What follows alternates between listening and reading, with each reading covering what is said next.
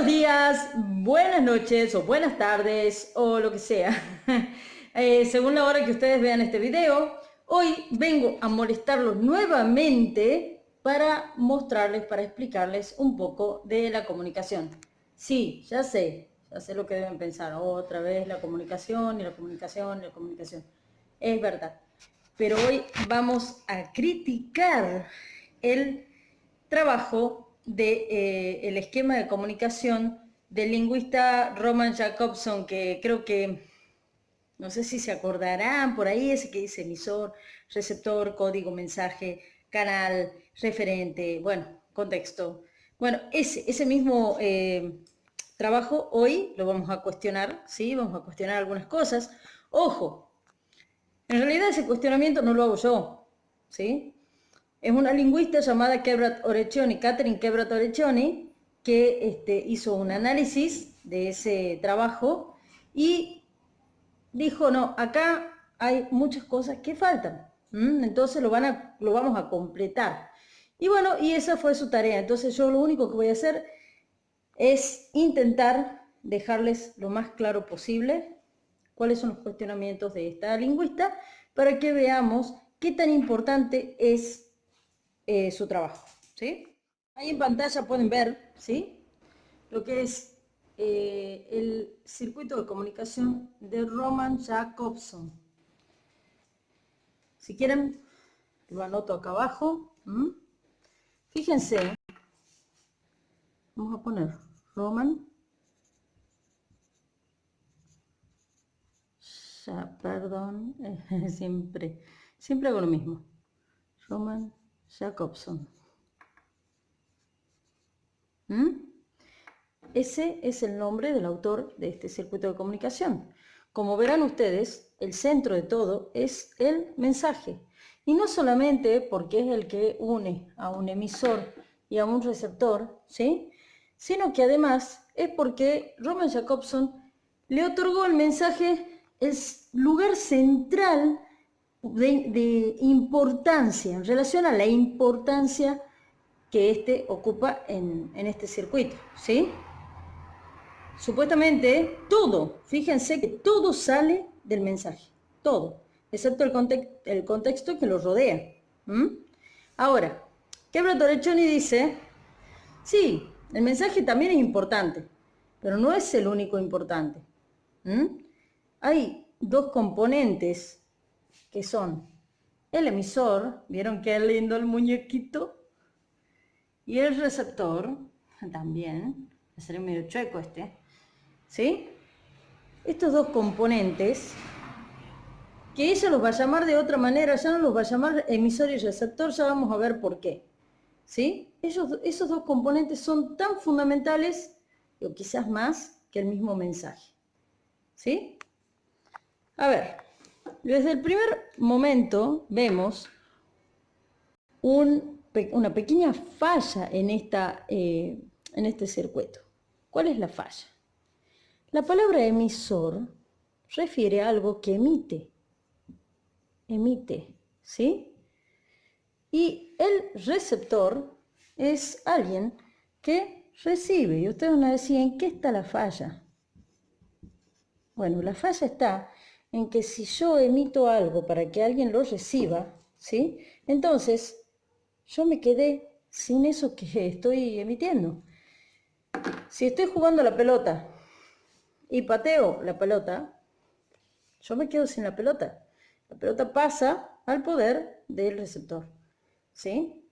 Entonces, el primer cuestionamiento es, ¿qué tan veraz, qué tan fiel es la palabra emisor para referirse a la comunicación? Si en definitiva, un emisor es una persona que comparte la información, pero que no la pierde él. No es que por compartirla, él queda sin la información. Entonces, primero principal, entonces, emisor. Dice, no lo vamos a llamar emisor. Lo vamos a llamar, importante, a ver, enunciador. ¿sí? Le vamos a cambiar el nombre, ahora se va a llamar enunciador. Y así también el receptor ya no se va a llamar receptor, sino se va a llamar enunciatario. ¿Mm? Y yo le voy a decir enunciatario. Y ya les voy a decir una de las ventajas de este cambio de nombre. ¿Por qué? Porque el enunciador realiza una acción importante que es producir un mensaje. O sea, el enunciador, ¿qué es lo que hace? El enunciador produce un mensaje. Ahora, entonces el enunciador es activo. Es activo porque está produciendo un mensaje. Un receptor, viéndolo como receptor, era pasivo, porque él recibía solamente el mensaje. Él no hacía más nada. Pero un enunciatario, como hemos puesto acá el nombre, ¿sí? También tiene una labor activa. Él no solamente que ingresa el sonido a su oído, sino que además él tiene que interpretar. Interpreta ese lenguaje. Y el rol de interpretar el lenguaje es un rol activo. Es un trabajo diferente al de producir. Pone en juego las mismas cuestiones, que ya la vamos a ver ahora. Pero es un trabajo también, ¿sí? Y es un trabajo que depende solamente de él.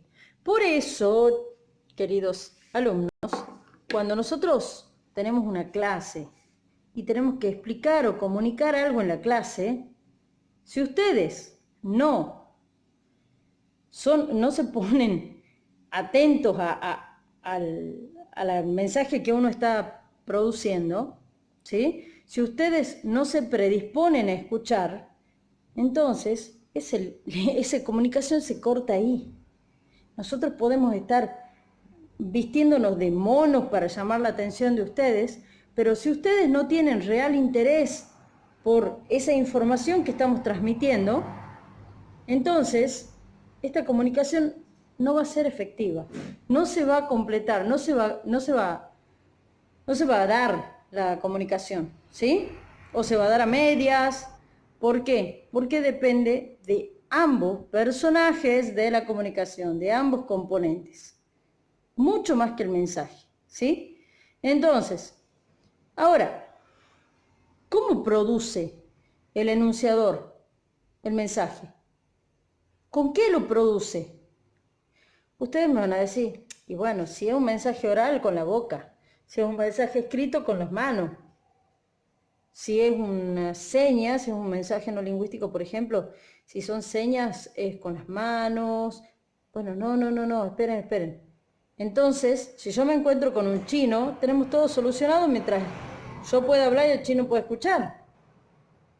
¿Es verdad? ¿Así es? Si yo hablo con una criatura de 1 año, esa criatura tiene que entonces entender todo lo que yo le digo, supuestamente. ¿Por qué? Porque yo, emisor, estoy produciendo un mensaje y el receptor lo tiene que interpretar. Ahora, para producir este mensaje, yo necesito de lo que llamamos, arriba voy a ponerlo, ya me voy a alejar un poquito, competencias.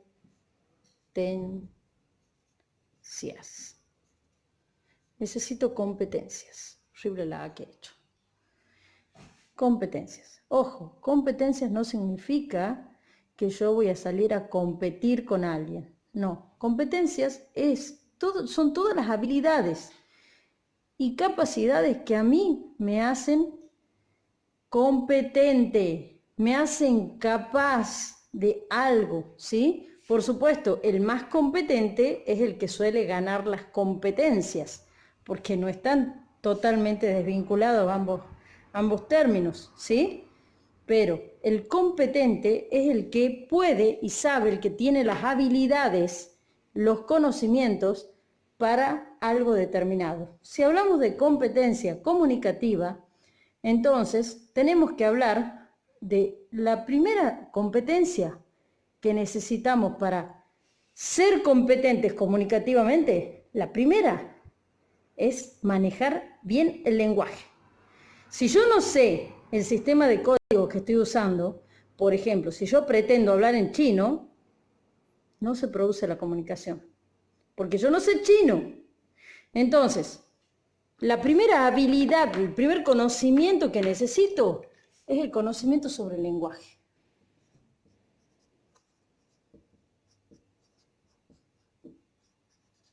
La primera competencia es lingüística. Tengo que saber cómo usar el lenguaje. Si yo no sé cuáles son las reglas del lenguaje, las mismas, del mismo lenguaje, o mejor dicho, la misma lengua que utiliza mi interlocutor, ¿sí? Entonces, no se va a poder producir el mensaje, la comunicación, ¿sí? Esa lengua es la misma que tiene el mensaje en sí. Yo tengo que conocer sobre ese código, tengo que tener conocimiento sobre este código, ¿sí? Si yo no tengo conocimiento sobre el código, por más que el código esté presente en el canal, en el mensaje, entonces no se va a producir, yo no puedo producir un mensaje si no conozco el código que estoy por usar. No sé si queda claro. Entonces, esta competencia lingüística son los conocimientos que yo tengo sobre la lengua que estoy por usar. ¿Queda claro?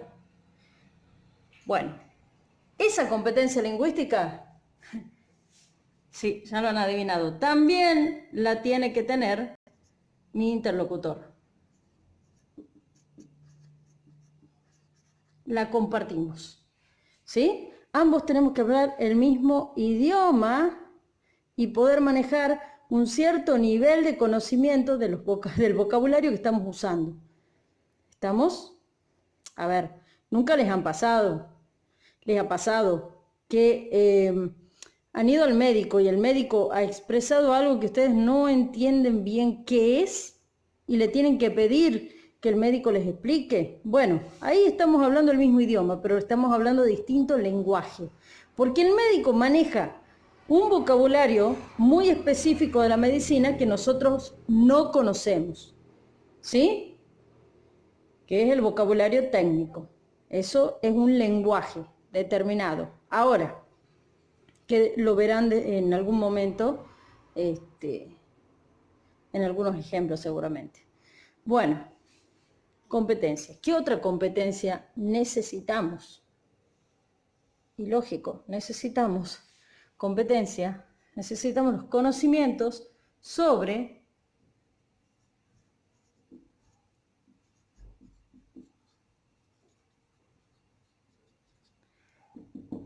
la cultura en la que estamos inmersos, ¿sí? La sociedad. Por ejemplo, yo tengo unos amigos que les gusta muchísimo el anime. Está muy bien, a veces ellos se quedan charlando o de anime o de videojuegos, ¿sí? Y yo la verdad que hablaban, por ejemplo, de los niños rata, de los juegos que juegan los niños rata. Yo la verdad que los miraba como diciendo, ¿qué son los niños rata? ¿Qué son qué son esas expresiones? Me llamaba la atención porque no se sentían insultados algunos cuando les decían así. Entonces, ¿qué pasa?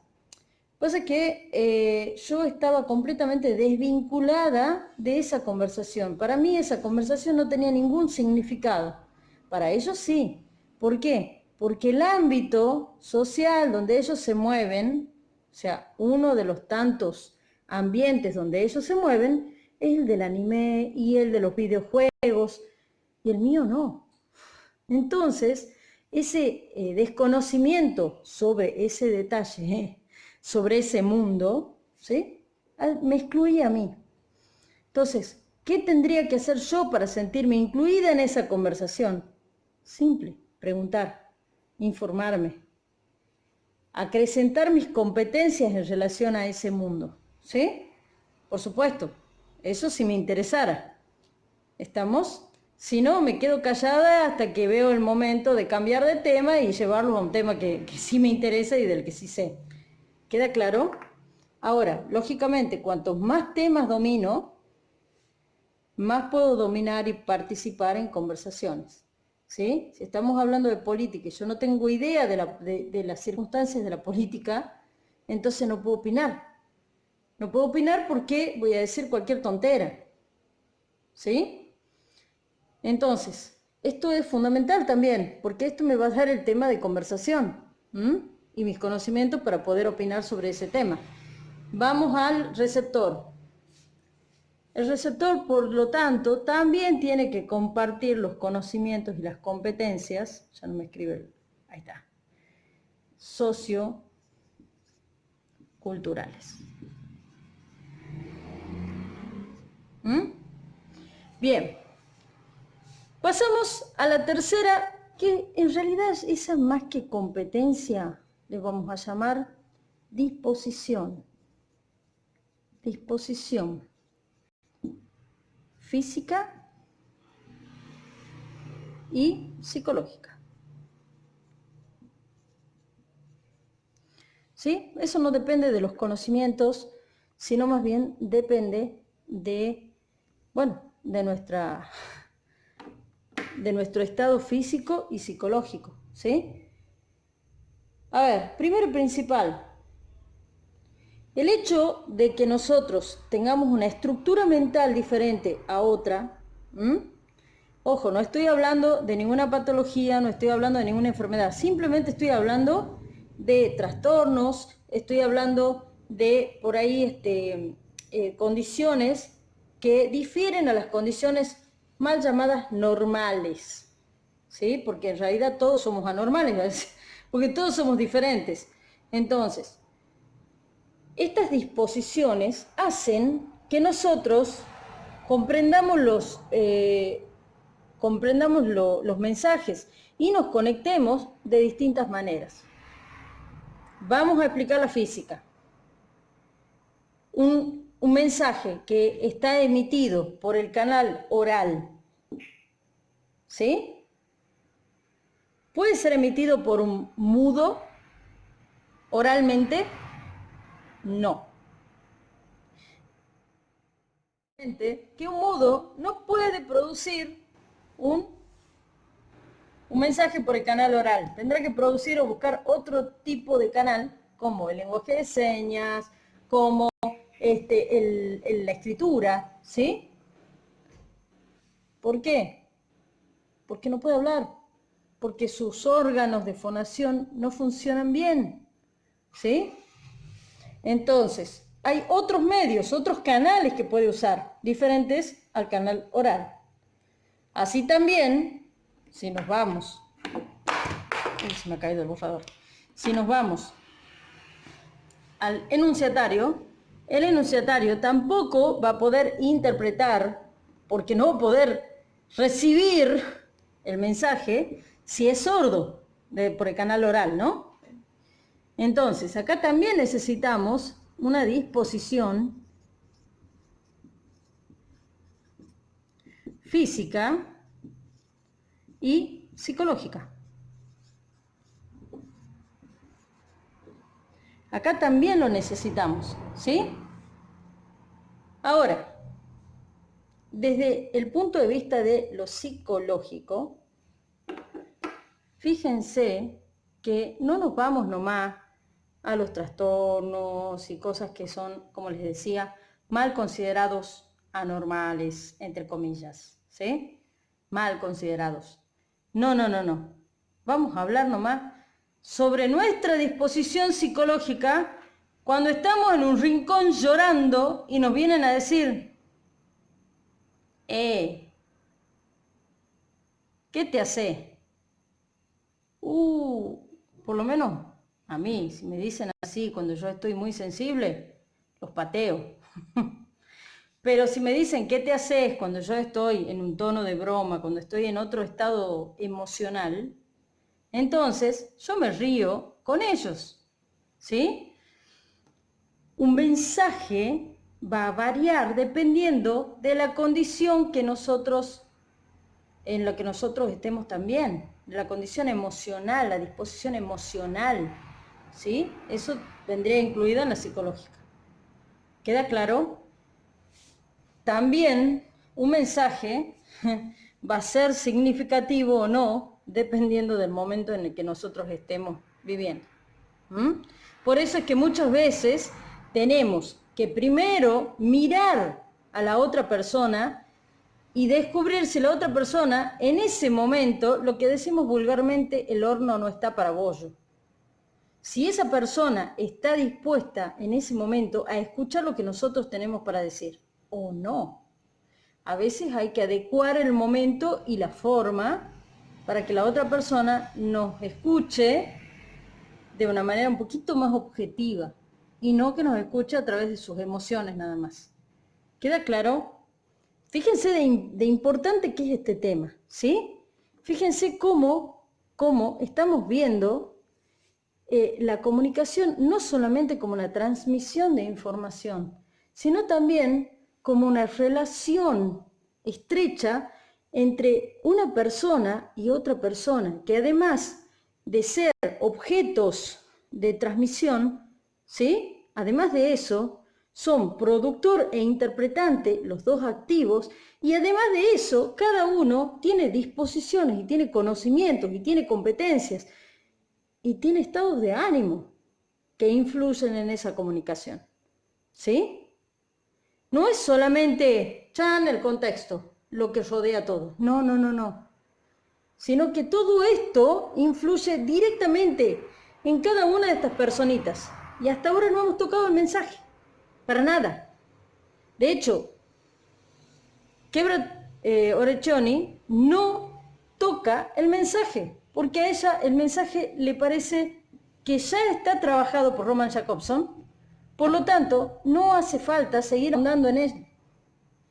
De hecho, es el que menos relevancia tiene en este caso, ¿sí? Vamos al último punto. El último punto son las restricciones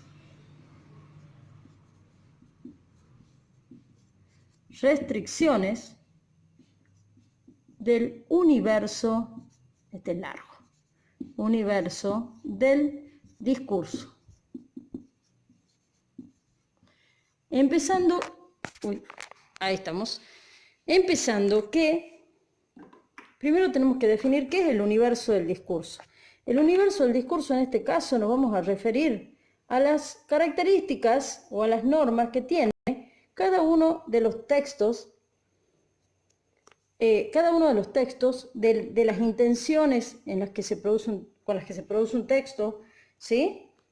Si nosotros, por ejemplo, queremos escribir algo que a otra persona le parezca entretenido para leer, que la otra persona le signifique una manera de diversión, además de ser para conocer un hecho histórico, por ejemplo, ¿sí? Nosotros queremos que una persona se termine enamorando de una figura histórica. Entonces, ¿qué voy a hacer? ¿Voy a hacer un texto muy objetivo o voy a hacer un texto subjetivo? Voy a hacer un texto subjetivo. ¿Por qué? Porque seguramente lo voy a adornar de tal manera que la otra persona, cuando se siente, va a disfrutar de esa lectura. Esa persona, lo principal para mí, es que pueda agarrar esa novela, ya les estoy diciendo qué es lo que yo haría, ¿sí? Agarrar esa novela y enamorarse de los personajes, por más que esté hablando de Hitler. No sé si me entienden. No importa en sí el hecho histórico, o quizás importa, pero importa poco, porque lo que más importa es que la persona pueda vivir, sentir, pueda posicionarse en un lugar dentro de esa novela. Entonces, si bien sí contaré hechos históricos en la novela, Pero a mí, el hecho de que sea novela ya me da la licencia de inventar ciertas cosas o de usar un lenguaje poco preciso, más bien representativo, ¿sí? Estas restricciones del universo del discurso solamente las puedo manejar correctamente si conozco cómo se producen los discursos, cuáles son las características de las tipologías textuales, ¿sí? No puedo hacer una noticia si yo no aprendo a hacer una noticia. Es muy probable que en la noticia ponga términos subjetivos que no corresponden, ¿sí? Entonces, esto también es elemental para producir un texto. Vamos a la mirada del interpretante. El interpretante, el enunciatario, ¿sí? El enunciatario también tiene que saber que cuando está leyendo una novela, está leyendo ficción. Restricciones. Vamos a poner del universo del discurso para hacerlo más rápido, ¿sí? Entonces, el enunciatario también, y esto es fundamental. Por ejemplo, ustedes han visto la novela, ¿cómo se llama esta novela?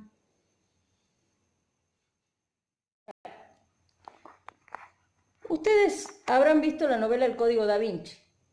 Bueno, en el Código Da Vinci, el autor, Dan Brown, él expresa, con todas las críticas que ha tenido, porque, uy, sí, estaban diciendo, ni más ni menos, que Jesús no ha muerto, sino que ha bajado de la cruz, que se ha casado, o sea, una serie de cosas que lógicamente nosotros, las personas, digamos, que formamos parte de la religión católica, no las creemos. Creemos en la muerte de Jesús tanto como en la resurrección, ¿sí? Porque si no pierde sentido toda nuestra fe. Ahora, ¿cómo se defiende Dan Brown? Dan Brown dice, yo no tengo por qué pelear con nadie. Esta es una novela de ficción. Tienen que entender que es ficción. ¿Qué significa que sea ficción? No significa que hay autos voladores. Que sea ficción significa que es una imitación de la realidad, más o menos parecida, pero es una imitación. No estamos hablando de la realidad en sí. Entonces, el Código Da Vinci, la novela El Código Da Vinci, es una novela que uno tiene que leer sencillamente para entretenerse. ¿Uno puede criticar algunas cosas? Sí, puede criticar algunas cosas, pero no tomarlas a todas como ciertas, ¿sí? Eso es fundamental. La novela es novela, y por más que cuente algunos hechos reales o se base en hechos reales, siempre tiene la licencia de falsear cosas, de inventar cosas, ¿sí? De rellenar espacios, de producir, no sé, datos confusos, porque es novela, es novela. Bueno, entonces, volviendo al esquema. Técnicamente, ¿sí? Entonces decimos que acá tenemos una acción doble entre un enunciador y un enunciatario. ¿Qué es lo que hace el enunciador? Produce un mensaje. ¿Cómo lo produce? Gracias a estas competencias. ¿Pero qué es lo que hace con esas competencias? Simple. Al producir el mensaje, codifica. Vuelve código aquello que quiere decir. ¿Sí? ¿Para qué? Para que un enunciatario reciba ese texto, bien, pero no solamente que lo reciba, sino que lo interprete. Lo interprete gracias a un proceso llamado decodificación. Lo que hace este interpretante, este enunciatario, es tomar un código, que vendría a ser la palabra, y darle significado, darle una imagen. Si yo utilizo la palabra auto, esa palabra yo ya la estoy codificando. porque hay un montón de características de un transporte con 4 ruedas, con motor, ese auto es el mensaje que llega al el enunciatario, y el enunciatario tiene que decodificarlo, o sea, a ese código que lo recibe, tiene que volverlo esa imagen que nosotros estamos queriendo transmitir. ¿Sí? Ese proceso de codificación y decodificación, ya saben que depende de todas estas competencias o disposiciones. A ver, si quieren un ejemplo, como para ir cerrando, de un problema que se ha producido por usar un lenguaje, un código que yo no conocía, bueno, vamos con el chisme. A ver, se me cae el celular. Vamos con el chisme. Una vez yo estaba participando en un grupo de WhatsApp cuando todavía no se podían eliminar los mensajes, cuando todavía no se podía, bueno, no se tenía, digamos, muchos emoticones, muchos emojis, como le llaman. Bueno, en uno de los grupos, una de las personas de los grupos cuenta que ha fallecido un familiar de ella.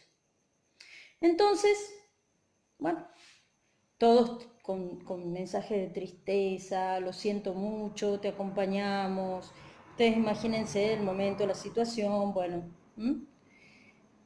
¿Y qué se le ocurre hacer a esta personilla que está acá explicándoles y que se cree, wow, la experta?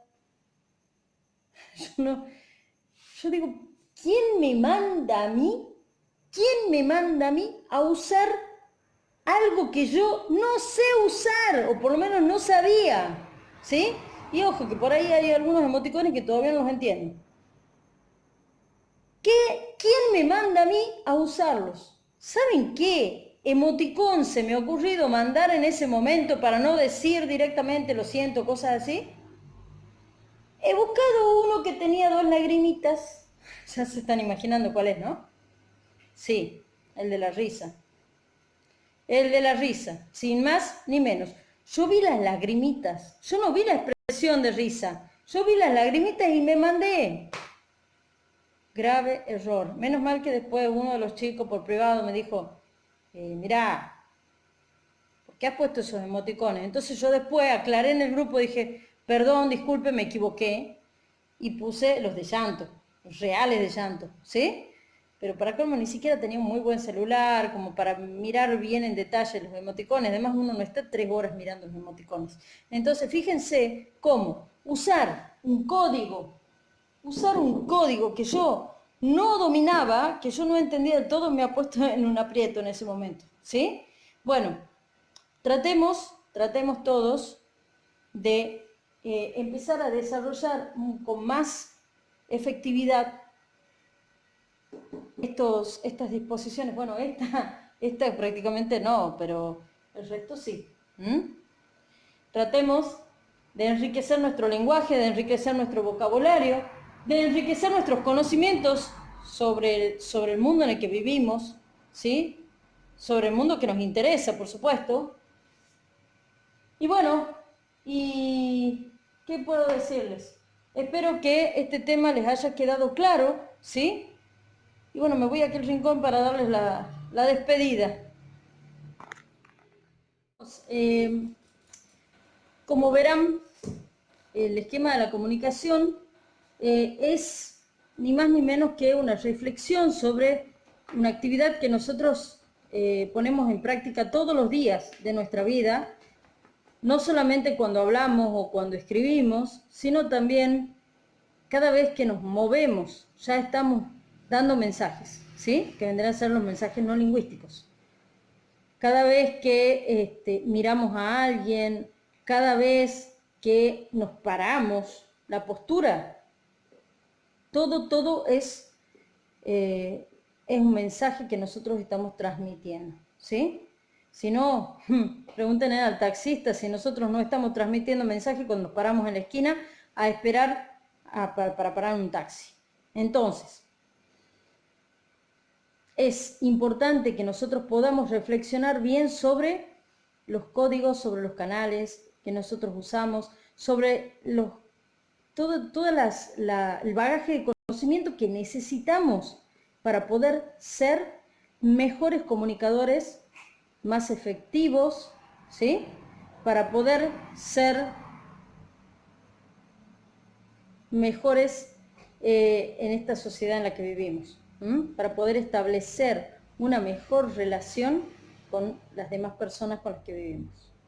Bueno, que tengan una buena noche y una buena cuarentena, que parece que nos queda bastante. Suerte.